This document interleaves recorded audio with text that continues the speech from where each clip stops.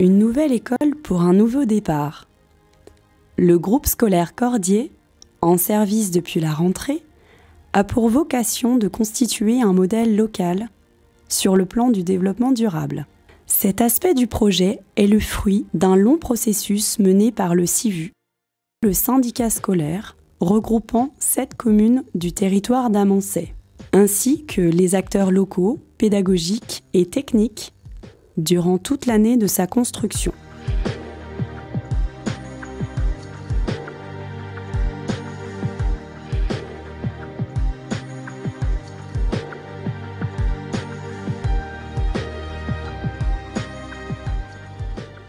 C'est ici, dans cette forêt de Bolando, que commence une véritable initiative locale de développement durable, la construction du nouveau groupe scolaire d'Amancet.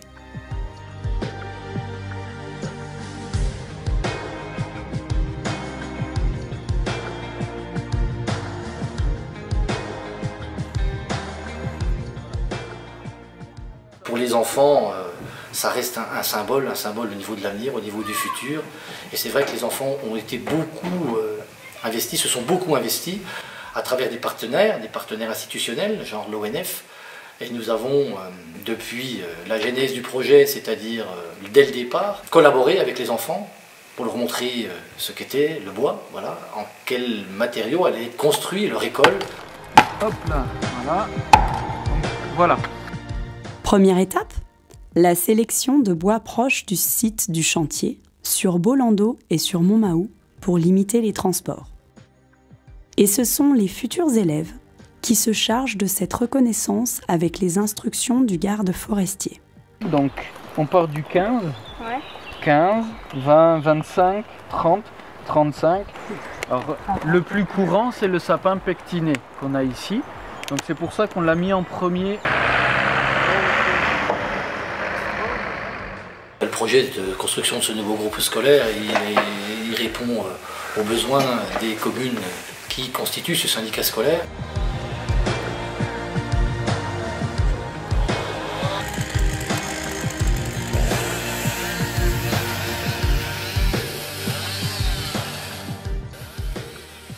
Après ce premier travail, c'est au bûcheron d'intervenir.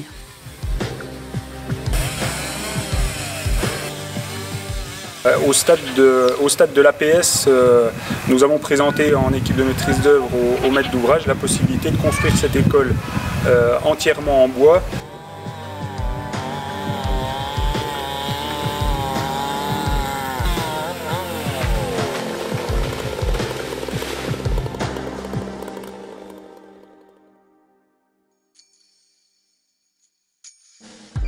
Tous les arbres marqués précédemment, pour les besoins de la construction, sont découpés puis transportés afin que le bois puisse être travaillé et devenir ainsi l'ossature du futur édifice du groupe scolaire.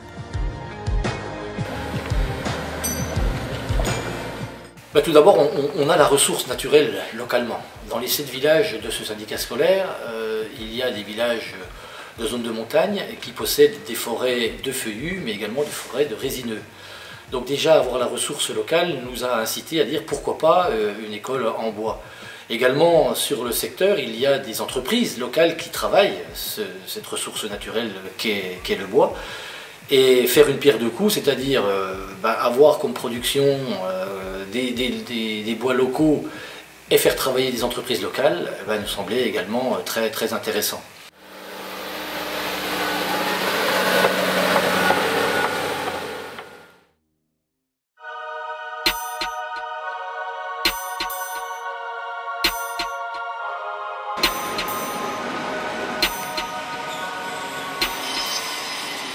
Le bois est par la suite acheminé à la scierie Claire à Renier, à moins de 8 km du chantier. Je dirais aux maîtres d'ouvrage et aux futurs maîtres d'ouvrage que construire en bois, certes c'est un challenge, mais que l'argent il est placé actuellement dans leur forêt communale. Et que construire en bois c'est pas plus compliqué que d'autres techniques.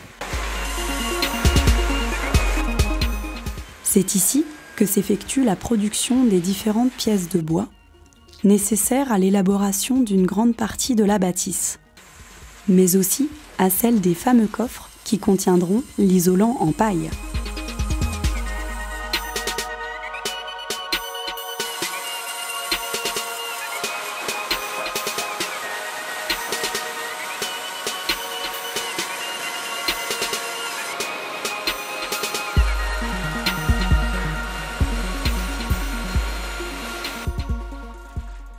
Et puis bien entendu, l'aventure s'est concrétisée avec les entreprises, la phase concrète.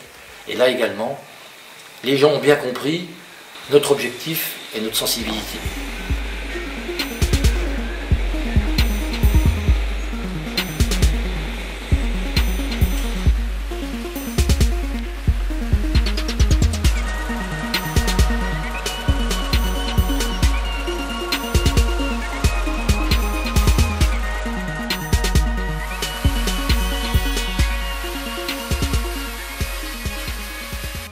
À Bulle, l'entreprise Pontarlier crée les coffres en bois qui seront installés dans les murs intérieurs de la nouvelle structure.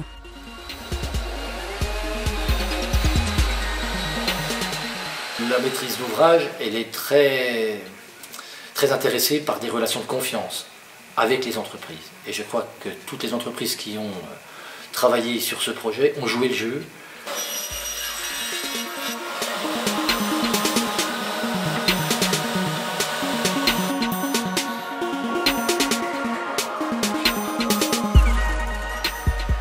Ces coffres seront, avant d'être expédiés, remplis de paille, l'isolant de l'édifice qui est abondant et peu coûteux à produire.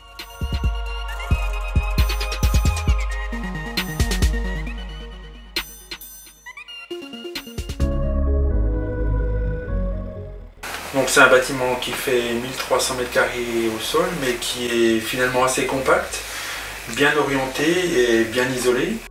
Le projet a été organisé autour de 3 volumes. Le volume central, qui est l'entrée du bâtiment. Le deuxième volume, c'est le volume du périscolaire. Et le troisième volume, c'est le volume des salles de classe. Donc chaque volume se compose de la même manière. Côté sud, plutôt les espaces à vivre, et côté nord, les espaces techniques. Puis ensuite, on est rentré dans la phase concrète.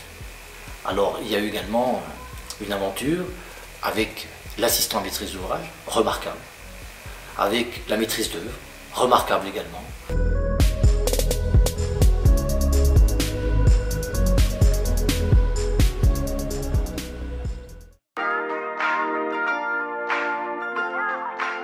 Les élèves de l'école ont replanté de jeunes arbres sur le territoire en collaboration avec l'ONF pour assurer le renouvellement de la ressource bois.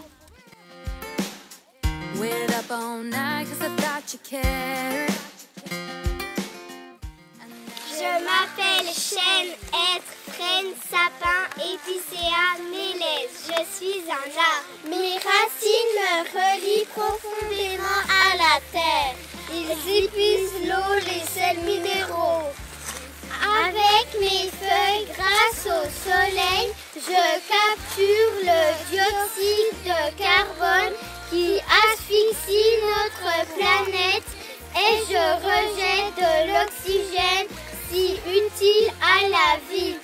Un peu de chimie et voilà le méchant gaz transformé en bois. Je le garde en bois jusqu'à ce que les hommes l'utilisent pour chauffer, fabriquer des meubles, des charpentes, des écoles. Je suis un... Les élèves ont été au cœur du projet de développement durable. Ils ont participé aux différentes étapes de la gestion de la forêt, tout en restant les principaux bénéficiaires de cette initiative.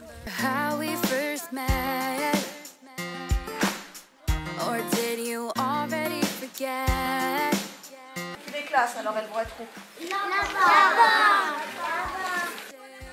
Et c'est toujours dans une optique pédagogique que le chantier a ouvert ses portes aux enfants tout au long de son avancée.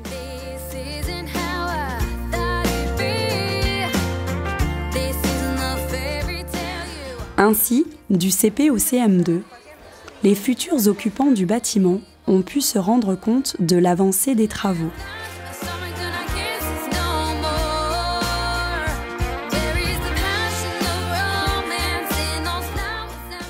Le tout en travaillant sur la thématique du développement durable avec leurs enseignants respectifs pour garantir leur sensibilité à cette noble cause. Donc on avait dit que cette école faisait partie du développement durable. Comment elle serait ta maison idéale, hein, pense à tout. Avec de la géothermie. Par exemple. Des panneaux photovoltaïques.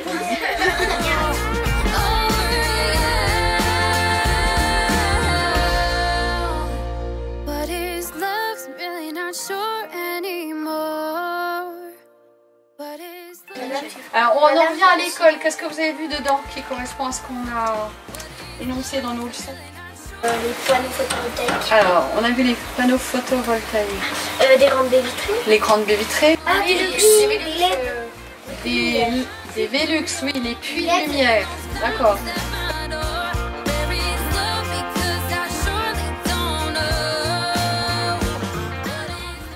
On voulait également faire un projet qui se positionne comme une référence locale.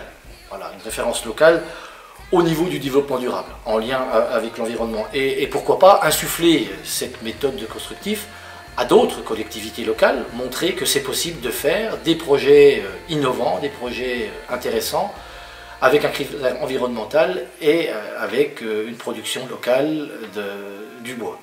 Forcément, l'environnement, c'est l'avenir. Et pour les enfants, ça reste un symbole au niveau de l'avenir, au niveau du futur. Faire cette école, ça a été une formidable aventure. Une aventure humaine, une aventure de rencontre, une aventure de partage.